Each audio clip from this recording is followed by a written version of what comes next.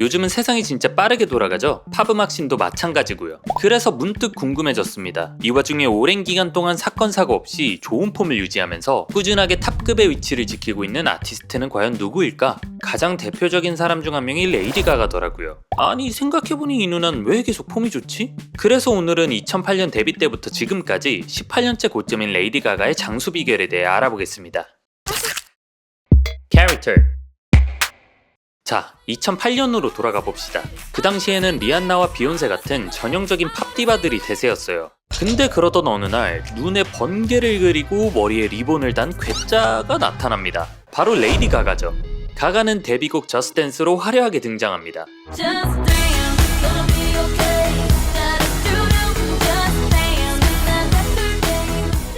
이 노래가 얼마나 대박이었냐면 미국뿐만 아니라 전 세계에서 히트를 쳤는데 한국에서도 당시 멜론 차트 팝 부문 1, 2위가 다 레이디 가가일 정도로 장난 아니었어요. 심지어 이건 보고도 안 믿기는데 무려 엔카에 레이디 가가가 출연한 적도 있었죠. 이거 섭외 오케이 한 거임? 근데 사실 이 곡이 처음부터 잘 되진 않았어요. 오히려 초반엔 반응이 너무 없어서 가가가 직접 전국의 클럽을 돌면서 곡을 홍보했다고 해요. 그 덕분인지 가가의 곡은 클럽에서 입소문을 타고 슬슬 반응이 커지기 시작했죠. 결국 발매 9개월 만에 기적처럼 빌보드 핫백 차트 1위를 찍습니다. 그리고 차트에 오르자마자 가가는 기다렸다는 듯이 정규 앨범을 발매했어요. 바로 1집 더 페임이죠.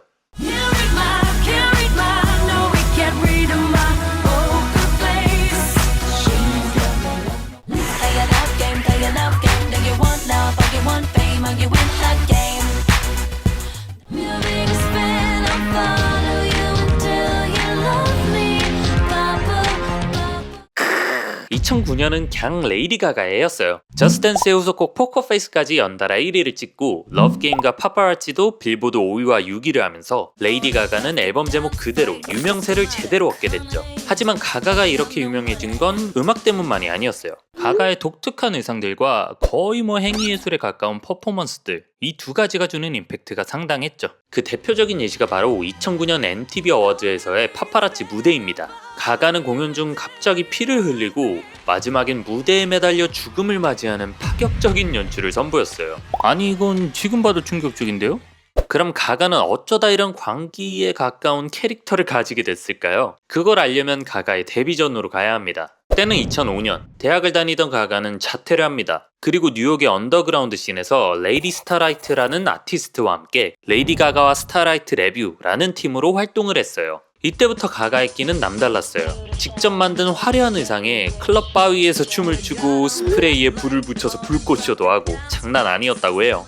특히 가가는 평소 앤디 워홀을 굉장히 동경했어요. 그래서 본인이 하는 청각적 예술인 음악에 패션과 퍼포먼스 같은 시각적 예술을 결합하고 싶어 했죠. 또 가가는 본인의 예명을 퀸의 노래 라디오 가가에서 따왔을 정도로 1970년대 글램록의 대명사인 퀸과 데이비드 보이에게 굉장히 영감을 많이 받았다고 합니다. 그래서 본인의 음악에 락 사운드뿐만 아니라 글램록 특유의 연극적인 요소를 많이 반영했다고 하죠. 레이디 가가가 여기에 얼마나 진심이었냐면 데뷔 후에 본인의 전담 크리에이티브 팀인 하우스 오브 가가를 결성해 의상, 무대, 가발, 소품까지 모든 걸 직접 디자인하고 제작했다고 해요. 덕분에 가가는 음악의 패션과 퍼포먼스를 결합시켜 거의 종합예술에 가까운 무대를 선보일 수 있었죠. 결국 가가의 캐릭터는 자신의 예술적인 가치관을 표현하기 위해 생겨난 거죠. 어쨌든 이렇게 탄생한 가가의 데뷔 앨범은 전 세계 사람들을 열광시키면서 화려한 데뷔를 합니다. 얼마나 열광했냐면 무려 2009년 전 세계 디지털 싱글 판매량 1위, 4위 둘 다 가가입니다. 미국 판매량이 아니라 전 세계예요. 이제 갓 데뷔한 신인이 대단하죠. 메시지. 레이디 가가가 1집 더 페임에서 자신의 캐릭터를 확실히 보여줬다면 1집의 리패키지 앨범인 더 페임 몬스터에서는 본인의 예술성과 철학을 제대로 보여줍니다. 가가는 이 리패키지 앨범에 기존 곡들 외에도 무려 8곡을 더 추가해서 발매했어요. 새 앨범이 아닌 리패키지 앨범으로 낸 이유에 대해 가가는 이렇게 말합니다. Well, it would only be maybe 4 more records, right, to sort of meet the industry standard of what most artists put out as a record. But the album in itself, The Fame Monster, is the yang to the yin of the fame. It's finished. 더 페임에서는 유명인의 성공과 파티 같은 화려한 면을 담았다면 더 페임 몬스터에서는 그 화려함의 이면에 숨겨진 명성의 어두운 면과 두려움을 담아내고자 했던 거죠. 그래서 가가는 자신이 겪은 사랑, 죽음, 중독 등의 8가지 공포를 괴물에 비유해서 8개의 트랙에 담아냈습니다.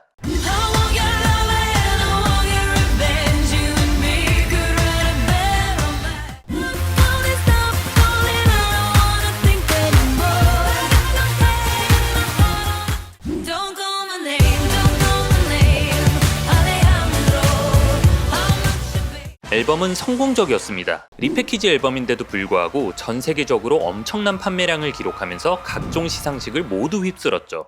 게다가 배드 로맨스의 뮤직비디오는 2010년 당시 유튜브 역사상 가장 많이 본 영상 1위라는 엄청난 기록을 세워요. 그리고는 그래미 최우수 단편 뮤직비디오 부문과 MTV 올해의 비디오상을 포함해 무려 7관왕을 달성하게 됩니다.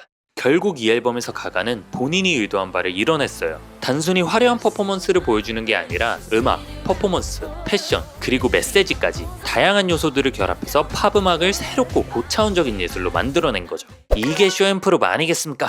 이때부터 가가는 자신의 목소리를 좀 더 강력하게 전달하기 시작했어요. 점점 더 세상의 편견에 정면으로 맞서고 그런 편견들 때문에 차별받는 소수자들을 적극적으로 대변했죠. 그리고 그 정점을 보여준 사건이 바로 2010년 MTV 비디오 뮤직 어워드입니다. 이 시상식에서 가가는 생고기 드레스를 입고 나타났어요. 생고기 모양이 아니라 진짜 생고기로 만든 드레스요. 이 기괴하고 파격적인 모습에 사람들은 선 넘은 어그로다, 생명을 모독하는 행위다 등 강렬하게 비난하기도 했고요. 동시에 한편에선 마침내 레이디 가가가 대중문화의 한계를 부쉈다 라면서 환호하기도 했어요. 근데 레이디 가가는 왜 그랬을까요? 사실 가가는 데뷔 초부터 자신은 편견이 없고 평등의 가치가 얼마나 중요한지에 대해서 계속 말해왔어요. 그래서 가가는 당시 성소수자의 군복무에 불리한 정책인 DADT에 반대하기 위한 의미로 이 옷을 입었다고 합니다. 실제로 시상식에 전역한 군인들과 함께 참석하기도 했죠. 그리고 가가는 다음해 2011년 두 번째 정규 Born This Way를 통해 본인이 세상에 전하고 싶은 메시지를 다시 한번 음악으로 담아냅니다.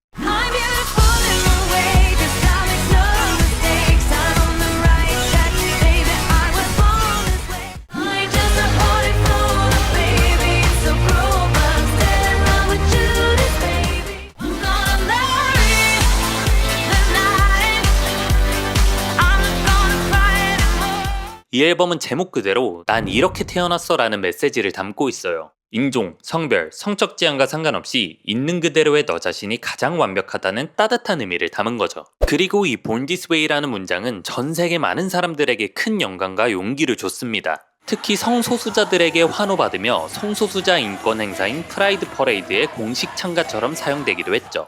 성과도 장난 아니었습니다. 싱글 Born This Way는 발매하자마자 빌보드 핫백 차트 1위로 데뷔했고 정규 앨범은 발매 첫 주에만 미국에서 110만 장이 넘게 팔렸어요. 이게 디지털 음원 시대가 된 이유라는 걸 생각하면 말도 안 되는 수치예요, 진짜. 그리고 이 곡은 단순히 이런 성과를 넘어서 하나의 팬덤을 만들어냅니다. 2009년도부터 가가는 본인의 팬들을 리틀 몬스터라 부르고 스스로를 마더 몬스터라고 부르면서 소속감을 끈끈하게 키워왔는데요. 전 세계에서는 이 노래 덕분에 살 용기를 얻었다는 고백이 쏟아지면서 가가의 팬덤은 더 거대한 커뮤니티가 되었죠. 여기에 더해 가가의 행보는 단순히 음악과 무대에서 끝나지 않았어요. 가가는 앨범명에서 딴 Born This Way 파운데이션을 설립해 청소년들의 정신건강과 따돌림 방지에 앞장섰고 그 외에도 에이즈 예방 캠페인과 일본 대지진 구호 활동에도 적극적으로 나섰습니다. 가가는 이런 행보 덕에 단순한 팝스타를 넘어서 사회활동가이자 예술가로 인정받게 됩니다. 하지만 동시에 가가를 향한 각종 논란과 루머가 꼬리표처럼 따라오기도 했죠. Experimental. 사실 가가는 데뷔 때부터 호불호가 꽤 갈렸습니다. 파격적인 행보 탓에 각종 논란과 루머가 넘쳐났어요. 가가의 의견에 반대하는 단체들의 비판이야 뭐 그럴 수 있지만 사실은 남자다 라던가 사탄 숭배자다, 외계인이다 등등 말도 안 되는 루머들도 너무 많았죠. 하지만 가가는 이런 루머에 크게 반응하지 않았고 본인의 예술성을 불태우는 데 집중했습니다. 그리고 그렇게 해서 나온 앨범이 바로 2013년에 발매된 아트팝이죠. 제목이 아트팝인데 말 그대로 아트와 팝을 결합하려고 했다고 해요.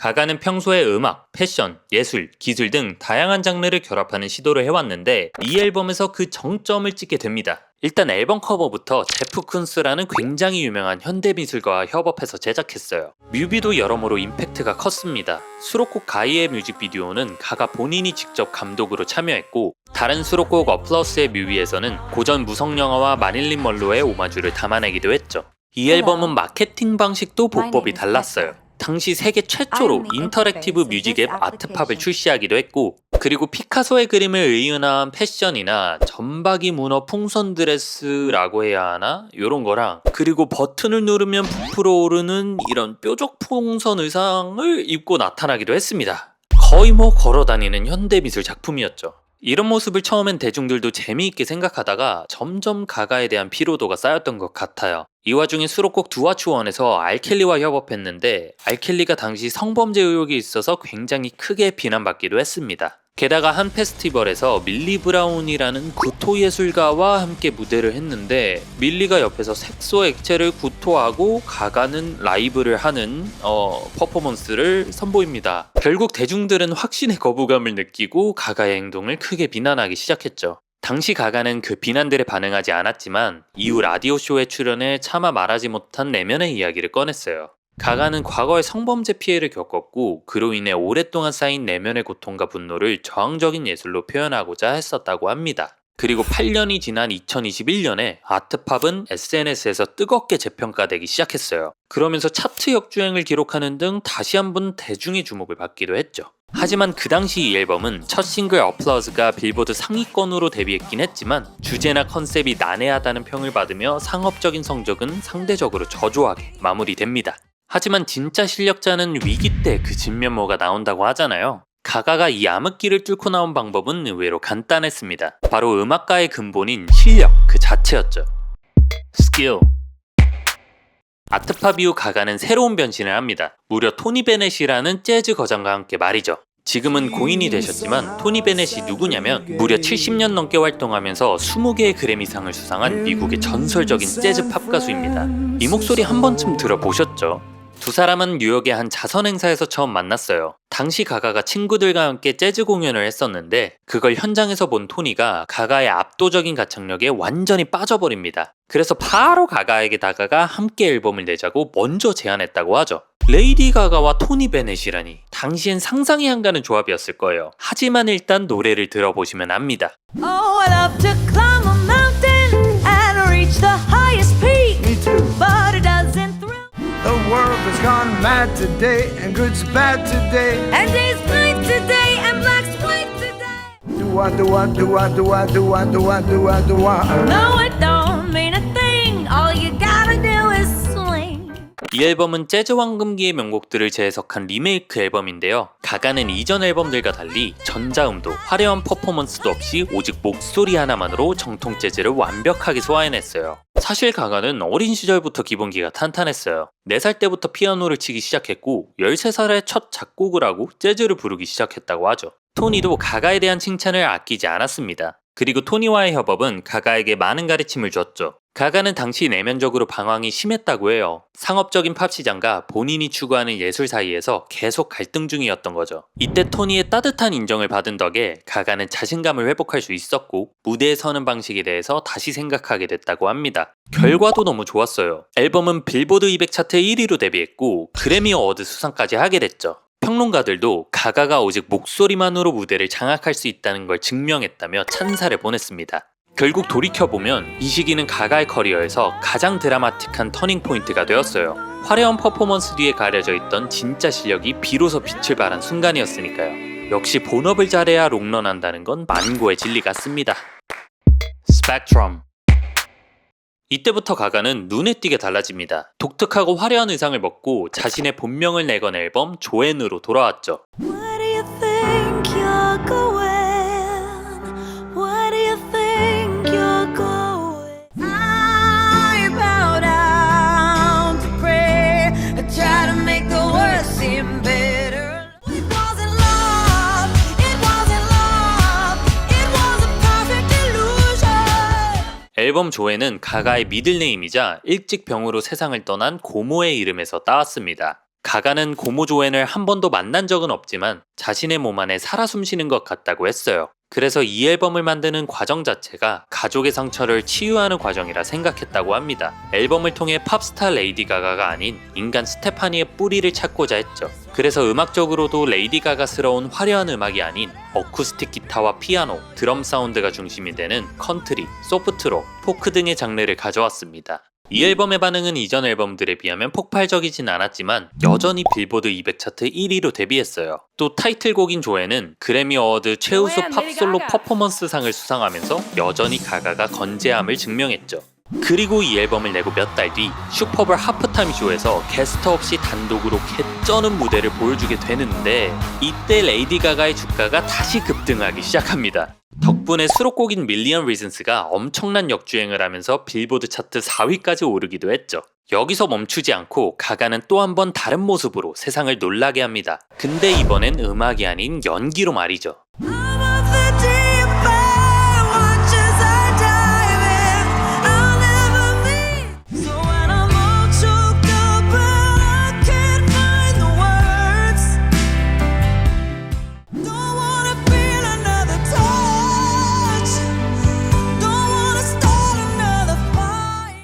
이 영화는 개인적으로 진짜 좋아하는 영화인데요. 연기며 내용이며 음악이며 진짜 빠지는 게 하나도 없습니다. 근데 사실 레이디 가가가 연기를 한 건 이번이 처음이 아니에요. 이미 데뷔 전에 학교에서 연기를 배웠고 2016년에는 아메리칸 호러 스토리라는 TV 시리즈로 골든글로브 여우주연상을 수상하기도 했어요. 사실 이미 준비된 배우였던 거죠. 영화 자체도 굉장히 흥행했어요. 수록곡인 쉘로우는 아카데미와 골든글로브에서 모두 주제가상을 받았고 가가는 아카데미 여우주연상 후보를 포함해 8개 부문에 후보로 올랐어요. 특히 가가는 이 영화로 아카데미, 그래미, 골든글로브, 영국 아카데미를 한 해에 모두 수상한 최초의 아티스트가 됐습니다. 이때부터 가가는 배우이자 음악감독으로서의 커리어도 계속 이어갔어요. 하우스 오브 구찌와 조커2를 통해 연기력은 의심할 여지가 없다는 걸 증명했죠. 또 영화 탑건의 OST 제작도 맡았고 이후에 토니 베넷과의 두 번째 재즈 앨범까지 성공시키면서 독보적인 스펙트럼을 보여줬어요.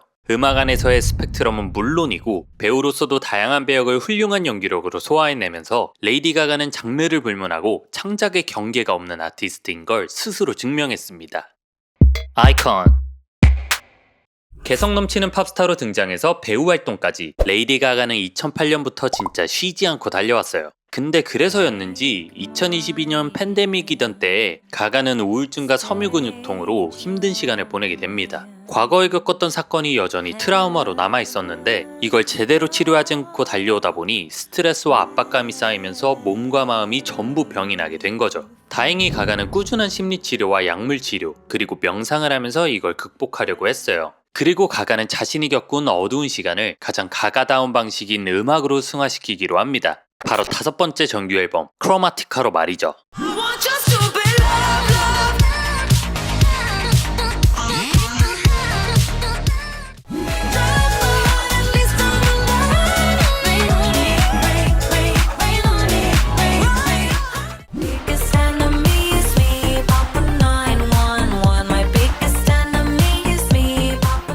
가가는 다시 일렉트로 댄스팝과 90년대 하우스 음악으로 화려하게 돌아왔어요. 앨범명인 크로마티카는 가가가 창조한 가상의 행성인데 인종, 성별, 정체성에 상관없이 모두가 평등하고 자유롭게 춤추는 공간을 의미한다고 해요. 앞서 말했듯 이 앨범은 가가가 우울증과 섬유근육통으로 고통받던 때에 제작했어요. 그래서 가사엔 슬픔이나 고통이 담겨있지만 반대로 사운드는 밝고 경쾌합니다. 고통을 춤과 에너지로 극복하려는 의지가 담겨있는 거예요. 또 재밌는 게 이 앨범은 한 편의 영화처럼 기승전결이 있는 3부작으로 구성되어 있어요. 앨범의 트랙을 보면 시작과 중간 끝에 현악 연주곡인 크로마티카 1, 2, 3가 있어 앨범의 흐름을 한 번씩 끊어줍니다. 특히 크로마티카 2에서 그 다음 곡인 911으로 넘어가는 구간은 전개가 진짜 기가 막힙니다. 크로마티카는 발매하자마자 빌보드 앨범 차트 1위를 차지했고 아리아나 그란데와 함께한 Rain on Me로 그래미 수상까지 하게 되죠. 이후에도 가가의 상승세는 계속됐습니다. 영화 촬영과 개인 사업으로 바쁜 나날을 보내던 가가는 2024년 곡을 하나 발매하게 되는데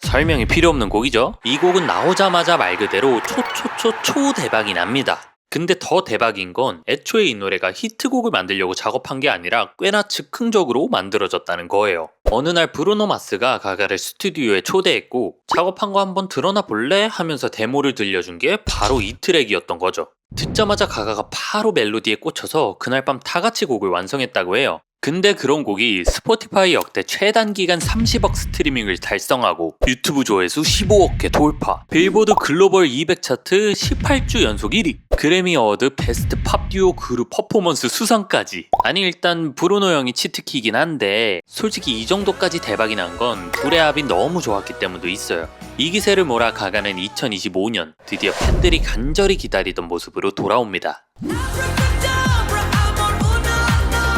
Abracadabra, ooh-na-na.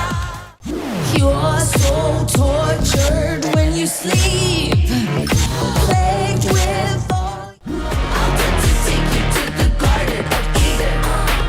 I'll take you to the Garden of Eden. 이 앨범이 발매되자 제일 좋아했던 건 당연히 가가의 팬들인 리틀몬스터였어요. 팬들이 알던 마더몬스터가 제대로 돌아왔으니까요. 이전 앨범인 크로마티카도 초창기의 가가의 스타일을 많이 담고 있지만 곡 스타일이 좀 더 밝은 하우스풍이었다면 메이엠은 더 페임몬스터 때의 사운드를 현대적으로 재해석한 느낌에 가까웠죠.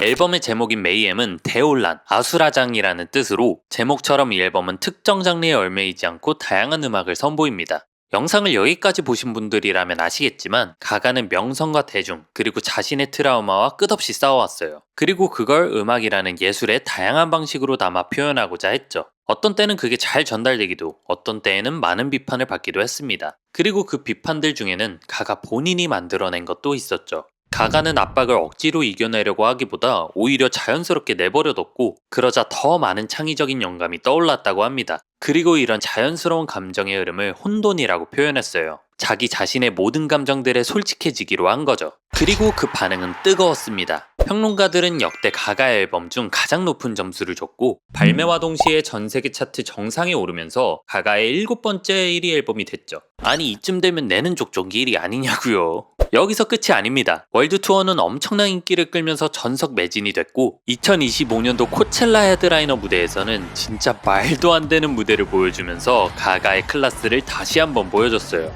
아니 이 코첼라 무대는 진짜 봐야 된다니까요. 2시간 내내 짱짱한 라이브, 에너지, 퍼포먼스까지 이거 진짜 아무나 못합니다.